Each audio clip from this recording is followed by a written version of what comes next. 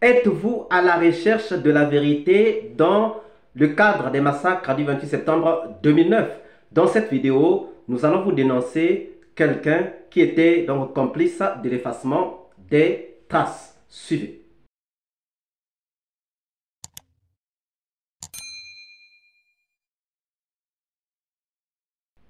Bonjour, bonsoir. Cela dépend de l'heure à laquelle vous regardez cette vidéo. Bienvenue si vous nous découvrez pour une première fois. Ça a toujours été un réel plaisir pour moi de venir devant vos écrans vous exposer des analyses de Soleil Afrique. Le ministre Isto Kera Fodeba est bien complice dans les massacres du 28 septembre 2009. Et c'est ça que nous voulons vous démontrer aujourd'hui. Vous venez de suivre le ministre Isto Kera qui est passé en train de répondre donc aux questions des avocats. Je m'intéresse aux questions posées par les avocats de la partie civile. Je vous laisse d'abord suivre cet entretien et nous revenons faire l'analyse. Suivez. Je vous remercie, Monsieur le Président, Messieurs les assesseurs. Et Monsieur Kera, oui. Est-ce que vous avez pris connaissance du rapport de la Commission nationale concernant les massacres du 26 septembre, bien sûr? Est-ce que vous avez pris connaissance du rapport de la Commission nationale d'enquête ici? Non, non, non. Est-ce que vous avez entendu parler de cela? Oui, j'ai entendu parler. Alors, est-ce que vous accordez du crédit à ce rapport-là? Ben oui, parce que c'est une commission nationale. Très bien. C'est un de vos collègues qui était un président, M. Sirima Kouyaté. Bon, ce n'est pas mon collègue, c'est un magistrat. Bien. Ah bon, je ne sais pas. Monsieur Kera. Oui. Si j'ai bien entendu, vous dites que vous vous inscrivez en faux contre une partie du rapport international d'enquête des Nations Unies. Est-ce que c'est ça? Oui, absolument. Très bien. Oui, oui. Est-ce que vous êtes averti que si vous voulez vous inscrire en faux, cela ne se fait pas verbalement? Non, je ne sais pas, c'est ici, j'apprends. Très bien. Vous savez qui a désigné les membres de cette commission? Non. C'est le secrétaire général des Nations Unies, en ce moment, Ban Ki-moon. Bien. Est-ce que vous connaissez le nombre ou ces personnalités-là qui ont fait ce rapport? Aucune idée parce que je ne les ai pas rencontrés. Bien. Est-ce que vous savez, nous, jusqu'à preuve contraire, il n'y en aura même pas, que nous accordons du crédit à ce rapport international? Je vous le concède, maître. Bien. Monsieur Kera, oui. Vous êtes un philosophe. Ces crimes commis là, ce sont les faits des forces et des vents de sécurité et des civils, oui ou non? Là, je ne peux pas répondre. Alors, quels sont les corps présumés auteurs qui ont commis les crimes au stade? J'ai dit, oui. Je reviens alors sur la première question. Est-ce que ce sont les forces de défense et sécurité et certains civils qui ont commis le massacre au stade du 28 septembre?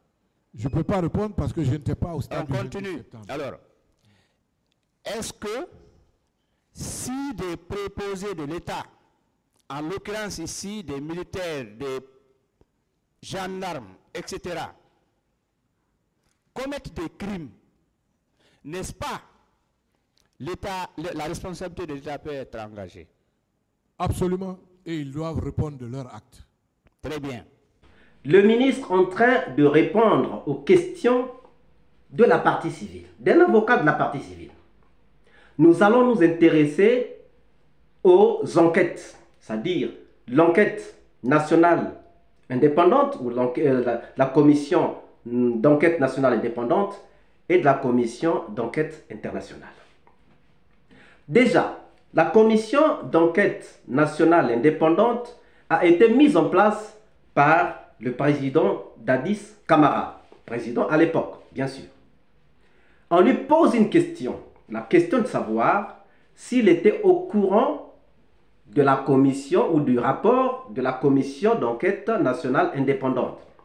Il dit qu'il n'était pas au courant, mais il a appris. Il a dit qu'il a entendu parler. On lui demande s'il accorde du crédit à ce rapport. Il dit oui. Arrêtons-nous d'abord par là. Il dit qu'il accorde du crédit au rapport de la commission d'enquête nationale indépendante. Ça veut dire quoi? Ça veut dire que ce que la commission d'enquête nationale indépendante a fait comme rapport est vrai. Lui, il soutient donc ce rapport. Or, ce rapport pose beaucoup de problèmes. D'abord, vous avez suivi ce que nous avons fait il y a quelques jours sur la déclaration du docteur Makanera, qui était membre de la commission, qui devait écrire la partie responsabilité. La partie responsabilité est la plus essentielle de ce rapport. Pourquoi? Parce que c'est dans cette partie qu'on va déceler lesquels ont été responsables donc des massacres du 28 septembre 2009. Le rapport de la commission a été rédigé en toute liberté. Attention, le dernier moment, il y a eu des problèmes. Ah, quel genre de problème? Le problème, quand on a fini d'adopter le rapport, c'est pourquoi actuellement ça a changé mon comportement. Quand on a fini d'adopter le rapport, ce qui doit être dans le rapport, une petite commission a été organisée, dont moi je ne faisais pas partie. Mais cette commission avait la mission d'écrire exactement et corriger le rapport tel que ça a été adopté. Au lieu de faire ça, ils ont ajouté autre chose. Donc c'est le dernier moment. C'est que moi j'ai prêté serment, je le dis devant qui veut l'entendre. C'est le dernier moment. Moi personnellement, j'étais surpris du contenu du rapport qui a été présenté au Palais du Peuple. Et si vous avez bonne mémoire, les journalistes qui m'ont demandé, je dis, il y a eu des rajouts. Et c'est ce qui a terni le rapport. Depuis le même jour, hein, s'il y a des archives, j'ai été très clair. Ah, docteur Makanera, vous venez de dire, vous avez dit, j'ai dit attention. Ce qui est dit là, surtout les dernières parties, ça n'a pas fait devant tous les membres de la commission. Hein. Ça, c'est clair. Parce que je vais vous dire, le principe est très simple. Nous avons fait un sérieux travail. Mais, malheureusement, parce que là, je vous dis, la commission internationale a apprécié notre rapport. Mais c'est le chapeau qui a tout gâté. Ah oui, c'est le chapeau. Le chapeau disait quoi? Qu'est-ce qu'ils ont changé? Oui. Il a été dit dans notre commission que nous devons écouter les gens. On fait le rapport, on les remet, ils confirment ce qu'ils ont dit. Et quand ils doivent modifier, ils le modifient devant la commission. Quand ils sont d'accord, c'est ce qui figure dans le rapport. Suivez très bien ce que je vous dis. C'est comme ça qu'on a évolué. Je me rappelle bien, la première personne qu'on devait recevoir pendant à l'ouverture de la commission, c'était le président Dadis.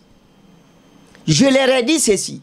Je dis, si on commence à le président Dadis, la commission a échoué.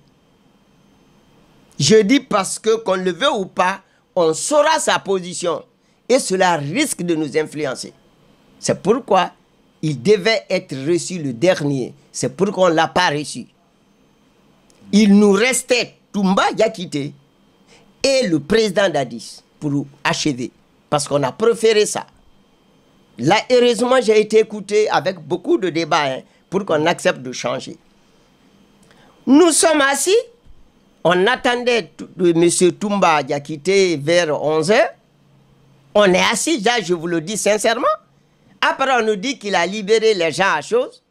Après, dès qu'on a dit qu'il a libéré, on a tous fui. Ah bon? Mais c'est ce qui s'est passé. Personnellement, j'ai fui. Parce que moi, je ne le connais pas, c'est son nom, j'entends. Je dois l'entendre. Je l'attends. J'étais très prêt. Enfin, je vais connaître ce monsieur qu'on décrit n'importe comment. Il va s'asseoir devant moi et je vais noter. J'étais prêt à ça. Paf, on me dit, il a libéré ceci, il a fait ceci, il se dirige vers là. Personne n'a dit à l'autre reste. Personne n'a... On a tous disparu. En principe, parce qu'il faut le dire, le nom de Toumba ne devait pas figurer dans notre rapport parce qu'il n'a pas été entendu. Et j'étais surpris d'entendre que toute la raison tombe sur Toumba. Moi, je n'ai pas écrit ça. Alors que je vous dis, la partie responsable, c'est moi qui l'ai rédigé. Je ne pouvais pas l'écrire parce que je ne l'ai pas entendu. Mais lui, il dit quand même qu'il apporte du crédit, qu'il accorde du crédit à ce rapport. Comment peut-on accorder du crédit à quelque chose qui a été falsifié? Comment peut-on accorder du crédit à un rapport qui a été falsifié? Ça veut dire que nous-mêmes aussi, on est dans la falsification. Donc, la conclusion à tirer, c'est que Fodeba Isto Kera est dans la falsification. Il soutient la falsification, donc il soutient le mal, il soutient donc le mensonge. C'est clair.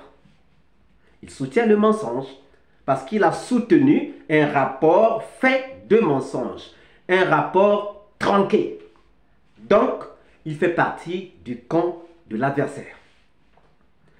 Lorsqu'on lui pose la question sur la commission d'enquête internationale montée par le secrétaire général des Nations Unies, il dit qu'il boude, qu'il n'est pas d'accord en partie, il n'est pas d'accord avec ce rapport. Vous avez bien suivi ce que l'avocat lui pose comme question et ce que lui, il donne comme réponse. On lui dit, vous vous inscrivez en faux contre l'enquête internationale. Il dit oui. Et pourquoi vous ne l'avez pas fait par écrit? Il dit, je ne savais pas. Donc c'est un ministre qui ne savait pas. Lorsque vous suivez les questions de la partie civile, à tout moment il dit, je ne savais pas. Il était ministre des Sports, donc c'était lui le garant du stade. Cependant, il savait qu'il y avait une enquête. Voilà pourquoi il a dit lui-même qu'il n'est pas allé au stade 10 jours avant parce qu'il savait qu'il y avait des enquêtes. Mais il se rend quand même au stade sans qu'il ne soit au courant que les enquêtes ont déjà eu lieu et il va signer un marché pour la réfection du stade ou encore la rénovation du stade. Il ne savait pas qu'il fallait chercher encore certaines informations. Il n'avait pas d'informations, mais puisqu'il savait qu'il y avait une affaire judiciaire, il devait se rabattre auprès de son collègue ministre de la Justice. Mais il ne l'a pas fait. Isto Kera, donc, boude le rapport de la commission d'enquête internationale, mais soutient la commission d'enquête nationale. Donc, il boude ce que les indépendants ont fait pour soutenir ce que les dépendants de Dadis Camara ont fait. Et là, il y a un problème. Il y a un problème. Nous savons que la commission d'enquête nationale, avait été tronquée. Le rapport avait été tronqué. Les gens ont été mis en place par celui qui a commis les massacres. C'est lui-même qui est en train de condamner Dadis. Dans la première partie, il est en train de dire, bien, si vous suivez cette partie, je ne vous l'ai pas mise, mais il dit qu'il a toujours condamné les massacres. On lui demande, on lui pose la question sur l'organisation d'un deuil national, il dit que ça ne relevait pas de lui, ça relevait de Dadis. Et donc il est conscient qu'il fallait quand même un deuil national, mais qui devait être organisé ou appelé par Dadis Camara. Mais Dadis Camara ne l'a pas fait. Ça veut dire qu'il est en train de condamner Dadis Camara. Maintenant le problème, comment peut-il condamner la commission d'enquête nationale, internationale, mais soutenir la commission d'enquête nationale dépendante de Dadis Camara, qui l'a mise en place et qui a lui-même commis les massacres? Ça veut dire quoi? Ça veut dire que Isto Kera veut seulement nous dire qu'il est dans le faux. Il s'inscrit dans le faux. Il qualifie le directeur du stade de vieux. Il dit qu'il est vieux. Ça veut dire que lui, comme il est vieux, ce qu'il avait donné comme rapport, ce qu'il avait donné comme déposition n'est pas crédible. C'est sa déposition à lui qui est crédible. Là encore, un combat avec Ibrahima Sori, qui est Petit Sori, qui était le directeur donc du stade.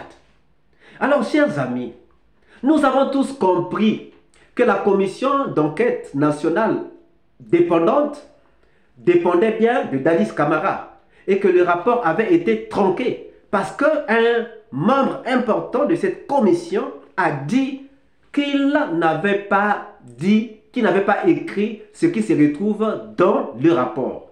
Ça veut dire que c'est du faux. Et lui, il soutient le faux. Comment qualifiez-vous donc cette personne? Nous attendons vos réponses dans les commentaires. Si cette vidéo vous a plu, ne manquez pas de laisser vos pouces bleus, de commenter et de partager. Si vous n'êtes pas encore abonné, c'est le moment de vous abonner, surtout de ne pas manquer d'activer la cloche de notification afin d'être averti à temps réel de toutes nos prochaines publications. Quant à moi, je vous dis à très bientôt pour une nouvelle capsule. Ciao!